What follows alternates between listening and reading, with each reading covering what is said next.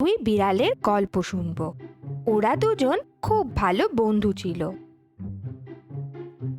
একদিন দুই বিড়াল মিলে গ্রামের এক বাড়ি থেকে একটি রুটি চুরি করলো।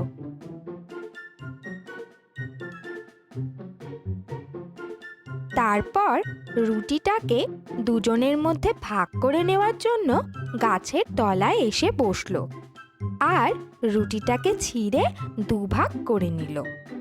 কিন্তু তাদের দুজনের একজনও নিজের ভাগ নিয়ে খুশি হলো না। দুজনে মিলে ভীষণ ঝগড়া করতে শুরু করলো।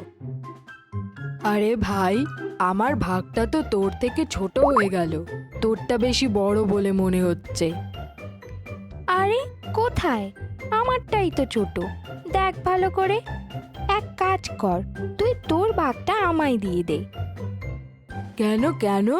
তুই তোরটা আমাকে দিয়ে দে, তাহলে তো দুজনেরটাই সমান হয়ে যাবে। বাহ ভাই বাহ, আমি আমার ভাগটা দিয়ে দেব? তুই তো খুব চালাক। তাদের ঝগড়ার আওয়াজে গাছের ওপর বসে থাকা এক বানর গাছ থেকে নিচে নেমে তাদের কাছে গিয়ে বলল, আরে, তোমরা দুজনে এভাবে ঝগড়া করছো কেন? দাঁড়াও, আমি তোমাদের সমস্যার সমাধান করে দিচ্ছি। এদিকে এসো, দাও রুটিটা আমাকে দাও। হ্যাঁ, এটাই ভালো।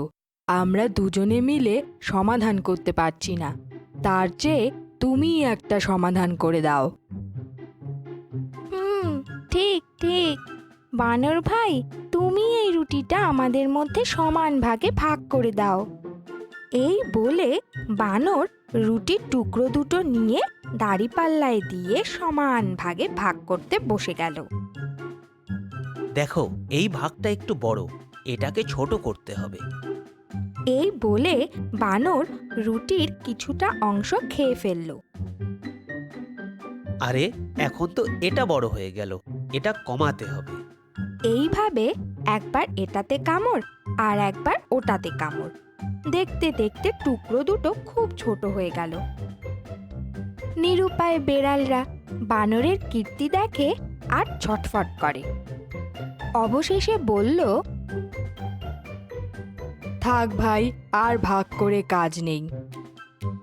ও দুটো এবার ফিরিয়ে দাও, যা বেঁচে আছে তা আমরাই ভাগ করে নেব।